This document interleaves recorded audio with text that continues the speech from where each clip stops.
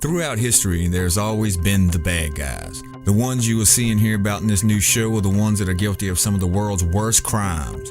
Crimes against humanity, kidnapping, attempted kidnapping, murder, war crimes, and economic assassination, to name a few. These criminals have never been prosecuted or even brought to trial. You have seen them in the political spotlight as well as in international business circles. They have shaped the world you see. They have fed off of and or created the tragedies that you've only read about, if not experienced. Their reason isn't about money. It's about power and control with no regards to human life. To them, their end justifies their means. These are the bad guys.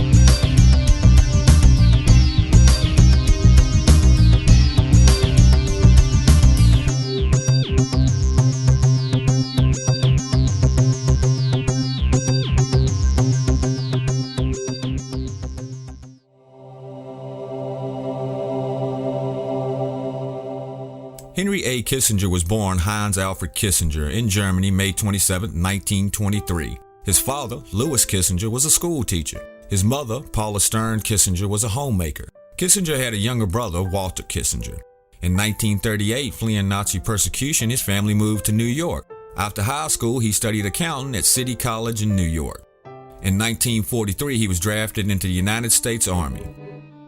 He went through basic training at Camp Croft in Spartanburg, South Carolina, was naturalized, and sent to study engineering at Lafayette College, Pennsylvania. The engineering program was later canceled, and Kissinger was reassigned to the 84th Infantry Division, where he met fellow immigrant Fritz Kramer, who arranged for him to be assigned to military intelligence. In 1944, he went to Germany in the Counterintelligence Corps. After his service, he went to Harvard, where he received his bachelor's, master's, and PhD. In his writings while in Harvard, he expressed interest in Otto von Bismarck, who gained a reputation as a royalist and reactionary politician with a gift for stinging rhetoric. He openly advocated the idea that the monarch had a divine right to rule. His work brought him to the attention of Nelson Rockefeller. He began working with the Rockefeller Group. Kissinger later became the advisor to Nelson Rockefeller, the governor of New York, who sought the Republican nomination for the presidency in 1960, 1964, and 1968. In 1968, Kissinger had become an advisor to the Johnson administration after visiting Vietnam 3 times. He had also become involved in the peace talks in Paris.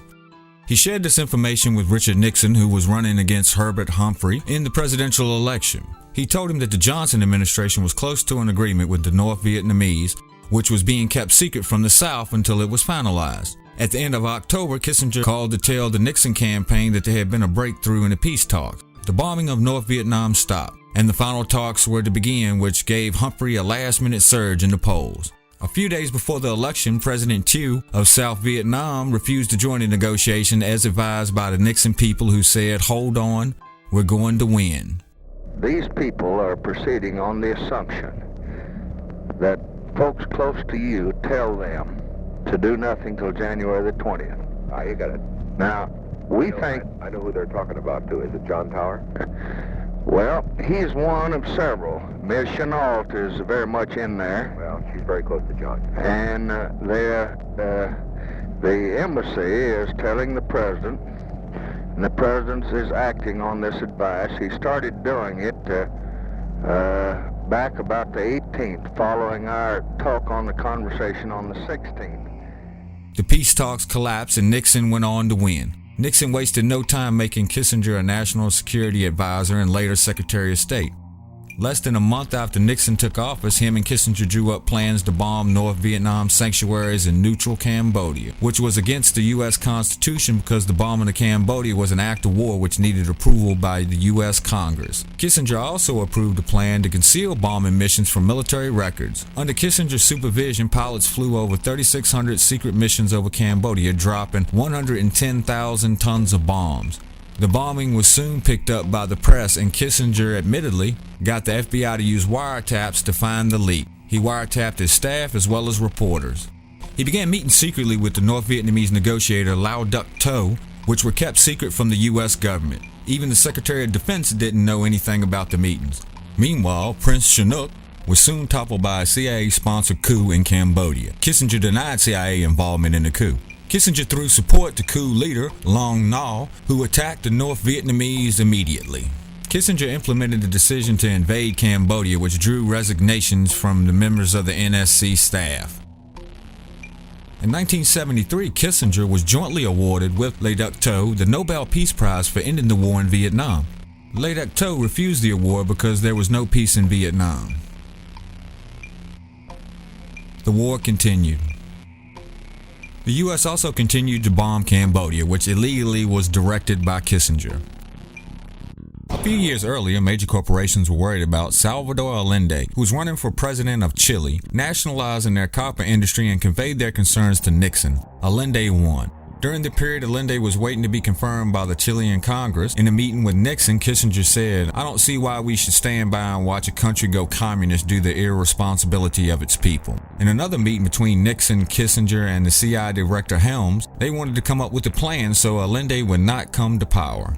In an internal CIA memo, it outlined Project Fu Belt, Track 2, the code name for secret CIA operations that were intended to undermine Salvador Allende's government and promote a military coup in Chile. This was directly under the supervision of Kissinger and kept concealed from the State Department and Defense, as well as the Embassy of Chile. Chile's General Snyder, a strong believer in their constitution, was a barrier for any type of military coup. Washington wanted him removed. The money was gathered and handled through CIA channels for weapons, tear gas, grenades, ammo, and payoffs. Kissinger later received word that Track 2 plotters had failed an attempted kidnapping of General Snyder. In a meeting with the CIA, he expressed concern if Track 2 could succeed at this time. The very next day, CIA sent a cable to Chile. It is firm and continuing policy that Allende be overthrown by a coup. It is imperative that these actions be implemented clandestinely and securely so that the United States government in American hand be well hidden. In the end, General Snyder was killed in a kidnapping attempt. The Church Committee was tasked with the investigation, in which the CIA testified that Kissinger was informed of the operation every step of the way and even demanding updates. Allende did take office, but only briefly, as a military coup ended with his killing on September 11, 1973. Augusto Pinochet took power and a reign of terror ensued that would last 17 years. Then came Watergate. Nixon resigned instead of facing impeachment. Some of the articles of impeachment were the concealment of the bombings of Cambodia and Track 2. After Nixon's resignation, which led to the impeachment being dropped, any investigation into the secret bombings in Track 2 were stopped. Kissinger remained Secretary of State under Ford. In 1975, Kissinger and Ford thought it best for Indonesia to annex East Timor. Kissinger and Ford met with the Indonesian President Suharto and gave him the go-ahead for the invasion. The American weapons being sold to Indonesia at the time were for self-defense purposes only. The U.S. provided weapons, helicopters, uniforms, ammunition, food, and logistics. Over 100,000 Timorese were killed in the invasion. Kissinger had long denied discussing the invasion in the meeting with President Suharto. Declassified documents show that during the meeting, Suharto says to President Ford, "I would like to speak to you, Mr. President, about another problem, Timor. We want your understanding if we deem it necessary to take rapid and drastic actions." Ford replies, "We will understand and will not press you on the issue. We understand the problem you have and the intentions you have." Kissinger, "You appreciate the use of U.S.-made arms could create problems. It depends on how we construe it, whether it is in self-defense or as a foreign operation. It is important that whatever you do succeeds quickly. We would be able to influence the reaction in America if whatever happens after we return." While he was on the plane headed back to the U.S. from the trip, the State Department cabled Kissinger twice, saying that the U.S. Congress would cut off military aid and weapons sales to Indonesia because clearly they were using them for offensive purposes. When Kissinger returns, he is angry. Kissinger messages the department, "I want to raise a little bit of hell about the conduct in my absence." On the Timor thing, that will leak in 3 months, and it will come out that Kissinger overruled his pristine bureaucrats and violated the law. How many people in L know about this? Arms sales continued after the short hiatus. In later meetings, one of Kissinger's aides confirms the normal relations with Indonesia had resumed. Not willingly, said Kissinger, illegally and beautifully. Kissinger left office when Jimmy Carter defeated Ford in the 1976 elections, but remained as an advisor for presidents to come. In 1982, Henry Kissinger founded Kissinger Associates, an international consulting firm. Although Kissinger is very secretive about his clients, some have surfaced throughout the years. One of his clients was BNL, an Italian bank whose Atlanta branch featured prominently in the BCCI and the U.S.-Iraq weapons transfer scandals of the 1980s. Democratic Representative Henry Gonzalez of Texas stated the following on the floor of the House: Henry Kissinger was a paid member of the BNL Consulting Board for International Policy. Mr. Kissinger held this position during the height of the biggest banking scandal of its time, $4 billion in unreported loans to Iraq by the Atlanta branch of BNL. Mr. Kissinger resigned from BNL on February 22, 1991, just days before the Justice Department announced a 347-count indictment against BNL. Some of Kissinger Associates' prominent cronies have been Paul Bremer, former Iraq Director of Reconstruction; Nelson Cunningham, manager partner of Kissinger and McCarthy; Richard W. Fisher, president of the Federal Reserve Bank of Dallas; Timothy Geithner, the United States Secretary of Treasury; Jamie Miskett, deputy director for intelligence, Central Intelligence Agency; Bill Richardson, former senior manager director, former U.S. diplomat; J. Stapleton Roy, vice chairman, senior U.S. diplomat; Brent Scowcroft, former United States National Security Advisor. Kissinger has also belonged to the Bohemian Club, Council on Foreign Relations, Trilateral Commission, Aspen Institute, and the Bilderberg Group.